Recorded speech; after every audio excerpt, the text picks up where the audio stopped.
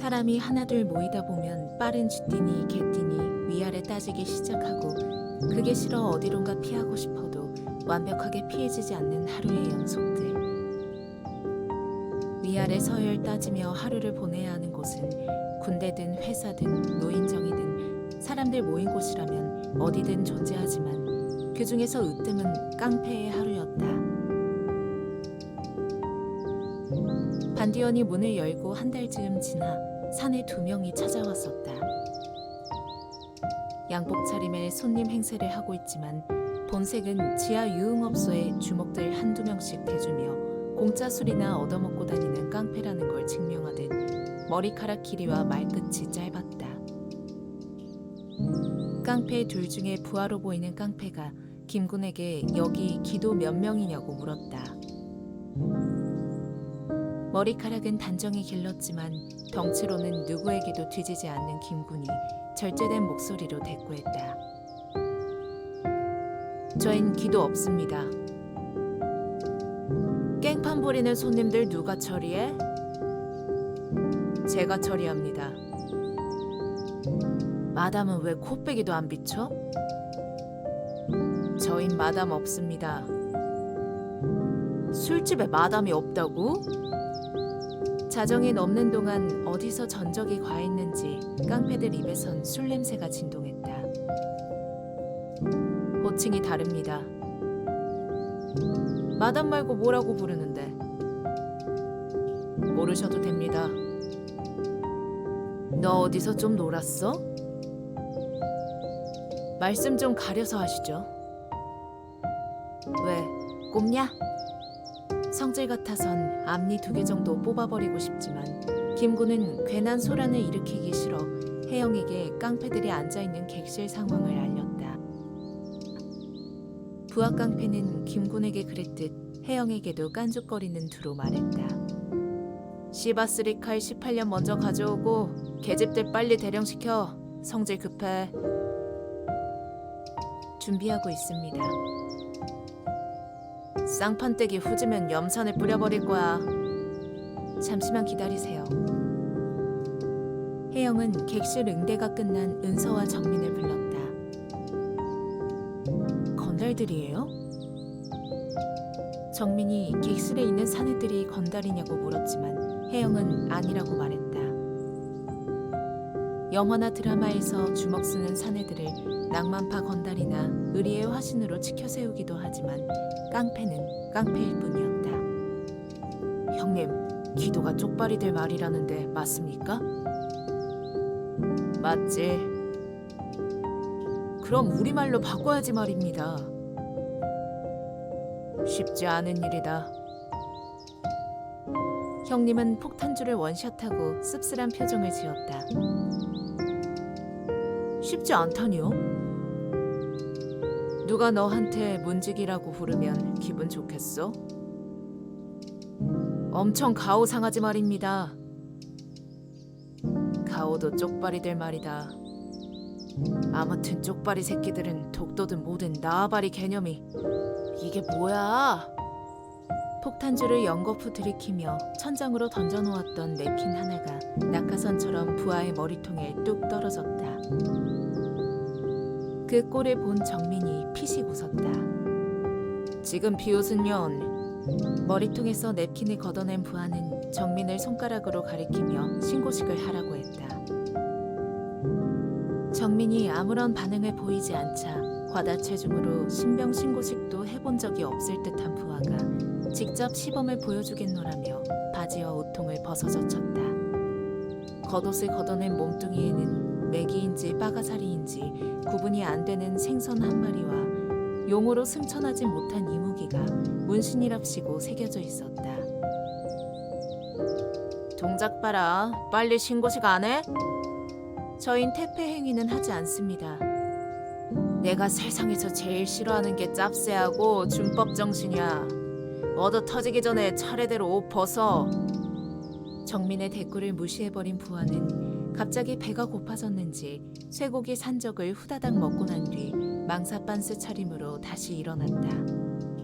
수습이 안 되는 뱃살과 종기 딱지가 덕지덕지 붙어있는 엉덩짝이며 이래저래 인간의 몰골이라 할 수 없을 만큼 보기 흉했다. 부하는 축 늘어진 뱃살을 두드리며 정민에게 다시 신고식을 강요했다. 옷 벗어. 변태 새끼. 이런 쌍년이. 부하가 뺨을 때리는 바람에 정민은 정신이 얼얼해지면서 옆으로 쓰러지고 말았다. 기절하지 않은 게 다행이라 여겼지만 정민의 코에서 붉은 액체가 흘러내렸다. 깜짝 놀란 은서가 물티슈로 정민의 코피를 닦아주며 부하를 노려보았다. 무슨 짓이에요? 눈에 힘 빼고 퀴즈나 잘 풀어. 우리 형님이 너희 둘 중 누구와 잠자리를 원하실까? 제가 모시죠. 돌아가는 상황이 심상치 않자 혜영이 객실로 들어왔다. 자네가? 형님은 변사또라도 되는 양 등받이 의자에 등을 기대며 거드름을 피웠다. 혜영은 은서와 정민을 밖으로 내보내고 오늘 밤 형님을 모시는 조건을 제시했다. 조건은 간단했다. 부하는 만취했으니 집으로 돌려보내자는 거였고 형님은 흔쾌히 동의해 주었다. 벗어놓은 바지에 한쪽 다리를 집어넣던 부하는 뒤뚱뒤뚱 중심을 못 잡더니 방바닥에 자빠졌다. 하마터면 술상 모서리에 머리통을 박을 뻔했다. 술상에 질서 없이 나뒹구는 술병들을 치우던 혜영은 망사 빤스를 입고 방바닥에 대자로 뻗은 부하를 안쓰럽게 쳐다보았다. 형님에게 제거의 대상이 된 부하는 뭔가 아쉬웠는지 고추 잡채를 다 처먹고 나서 집으로 돌아갔고 혜영은 씨바스리가를 국그릇에 가득 채워 단번에 들이켰다. 가오에 살고 가오에 죽는 형님도 단번에 들이켰다. 똑같은 행위가 5번 더 반복되었다. 이제 즐기러 가실까요? 어디로? 따라오시죠. 마음이 들뜬 형님은 구두를 구겨신은 채 행랑채 창고로 따라갔다. 형님보다 앞서갔던 혜영은 손목시계를 확인했다. 새벽 3시 반. 객실의 불은 모두 꺼지고 남은 손님은 뒤에 서 있는 깡패 1명. 창고 불을 켠 혜영은 형님에게 김군이 사용하는 야전 침대에 누우라는 눈짓을 보냈다. 문 앞에 멀뚱히 서 있던 형님은 혜영의 눈짓에 훈련된 삽살개처럼 빠르고 정확하게 움직였다. 샤워하고 올게요. 혜영이 야릇한 미소를 던지며 형님의 휴대전화를 들고 창고를 나왔다. 밖에서 기다리고 있던 김군은 두꺼운 자물쇠로 창고 문을 걸어 잠그고 두꺼비 집까지 내려버렸다.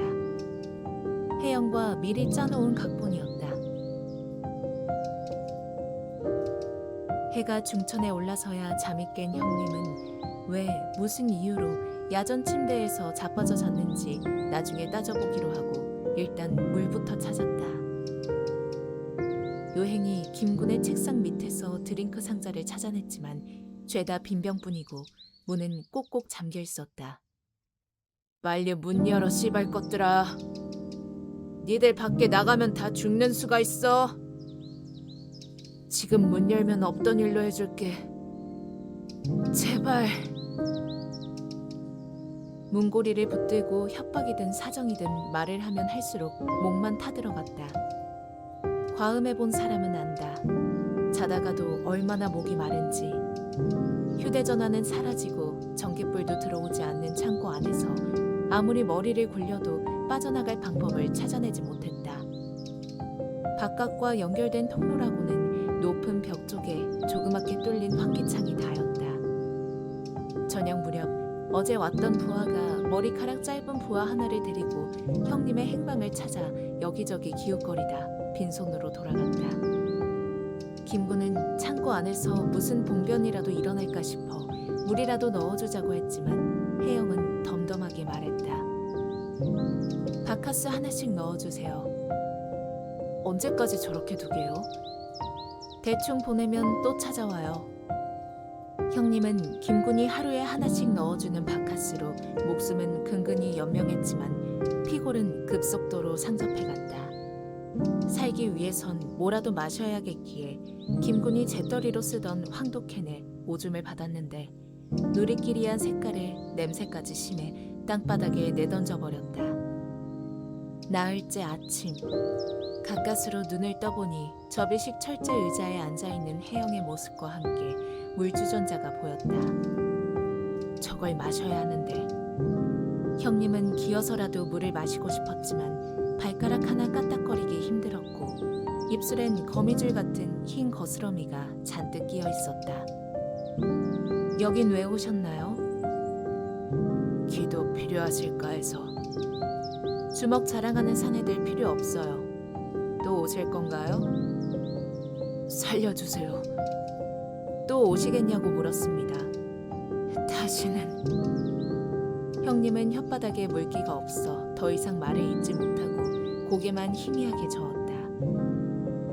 약속은 지키셔야 합니다. 혜영이 형님의 눈을 똑바로 응시하며 물주전자를 건넸다.